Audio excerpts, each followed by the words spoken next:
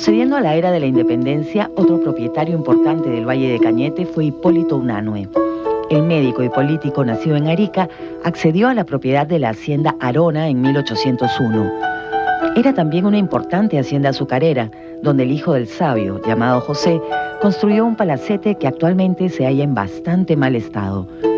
Originalmente fue un castillo morisco, concluido 50 años después de iniciado y luego de muchas remociones. Se levanta sobre una antigua huaca y en su base posee túneles que le dieron fama de atravesar la región en forma subterránea. Otro propietario célebre fue el escocés Enrique Swain, quien llegó al Perú comenzando la independencia.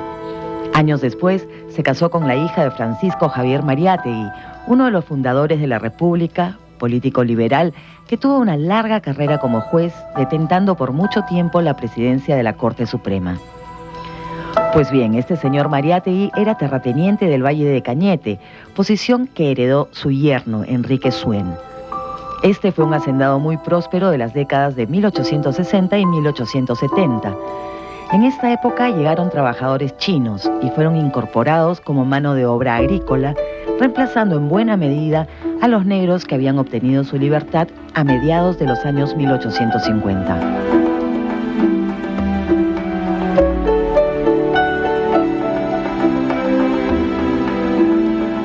Las haciendas de esta época expresaban una primera modernización previa a la Guerra del Pacífico. Lamentablemente, los abusos contra los chinos fueron numerosos y los resentimientos de esta comunidad eran también considerables. Debido a ello, se rebelaron contra sus amos peruanos y contra el país en general cuando la Guerra del Pacífico.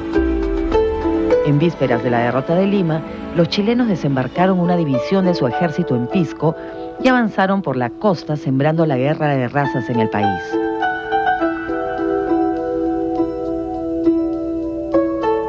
En el caso de Cañete, hubo un serio enfrentamiento entre las comunidades de chinos y negros que se saldó con muchos muertos. Fueron días de gran dolor y sufrimiento. El alma peruana quedó conmovida y quebrada.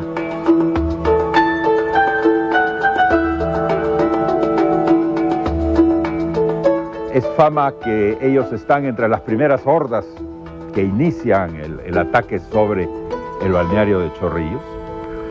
Y es fama también, y hay algunos estudios en ese sentido, que terminada la guerra con Chile, hacia el cambio de siglo, hay unas tremendas masacres, ¿no es cierto?, de trabajadores chinos en esta zona.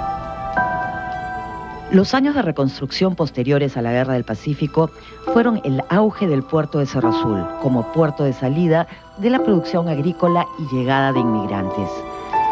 Aún no existían las carreteras y el transporte no era dominado por los vehículos a combustión. Era la época de oro del cabotaje marino, efectuado en vapores comerciales que recogían en Cerro Azul toda la producción agrícola del valle y lo embarcaban hacia el Callao o directamente al extranjero. En esa época, un tren recorría el valle facilitando el acopio del azúcar y del algodón para su transporte por Cerro Azul. Desde mediados del siglo XIX, el azúcar había cedido al algodón parte de las tierras destinadas a la exportación. Esta locomotora, junto con sus vagones, recorría el Valle de Cañete concentrando la producción de las haciendas para embarcarlo aquí en el puerto de Cerro Azul. Todo esto antes de la invención del vehículo a motor y la construcción de las carreteras en el Perú. Pero esto recién empezó en la década de 1920.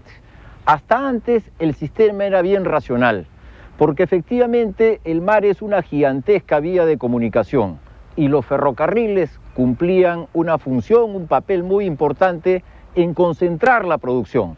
Aquí en Cañete, fundamentalmente de algodón de azúcar, y los puertos servían para exportar, tanto al Callao como a cualquier parte del mundo.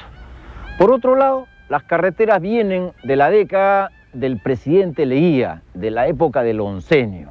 Y a partir de ese momento, pues los vehículos a motor, el carro y luego el camión van a desplazar a estos antiguos ferrocarriles, de los cuales aún nos queda un exponente aquí en la plaza de Cerro Azul.